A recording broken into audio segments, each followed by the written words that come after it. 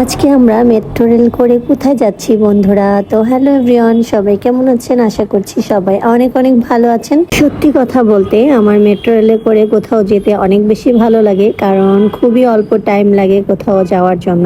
এখান থেকে বাইরের ভিউটা তো সত্যি অনেক বেশি সুন্দর ছিল, খুবই সুন্দর ছিল। আর আমার ভীষণ ভালো লাগে এই বিষয়টা যখন মেট্রো রেলে উঠি।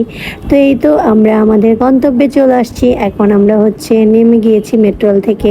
আজকে মেট্রো রেলে প্রথমবারের মতো ছোয়ামণি, দিদি, মা উঠেছে। আমি এর আগে অনেকবারই মেট্রো রেলে উঠেছি, আর ওরা এই প্রথমবার।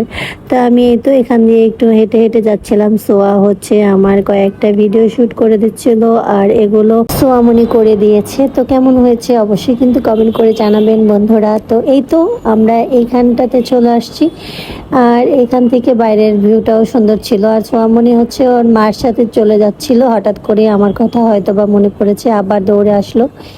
তো আজকে আমরা প্রথমেই চলে আসছি মধুচন্দ্রিমায়। তো এখানে চন্দ্রিমা উদ্যানে আসছি। এখানেও অনেক লোকজন আসছে ঘুরতে, অনেক মানুষ ছিল। আর আমিও এইখানে চন্দ্রিমা উদ্যানে প্রথমবার আসছি, এর আগে আমি কখনোই আসিনি। আর দাদাই আজকে আমাদেরকে এখানে ঘুরতে নিয়ে আসছে। আজকে যেখানে যেখানে যাব সব জায়গায় দাদা আমাদেরকে ঘুরতে নিয়ে যাবে। আর এই জায়গাটা অনেক বেশি সুন্দর ছিল। আসলে আমি জানি না এগুলো কি গাছ, দেখে মনে হচ্ছে সুপারি গাছ।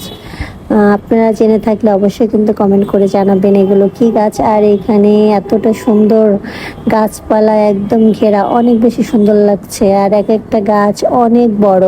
এখানে অনেক পাখি ছিল, পাখিরা ডাকছে, আর এগুলো সুন্দর, ভীষণ ভালো লাগতেছিল। আর আমার তো মনে হচ্ছিল এক মুহূর্তের জন্য গ্রামে চলে আসছি, এরকম একটা অবস্থা। আমার পাশেই ছিল একটা কাঁঠাল গাছ। কাঁঠাল গাছে অনেক কাঁঠাল ধরছে, এটাও দেখে আমার ভীষণ ভালো লাগতেছে। আর আমি কাঁঠাল অনেক পছন্দ করি। তো সব মিলিয়ে আজকের দিনটা এখানে আমার ভালোই কাটলো। আপনাদের কাছে কেমন লেগেছে অবশ্যই কিন্তু কমেন্ট করে জানাতে ভুলবেন না। সবাই ভালো থাকবেন, টাটা।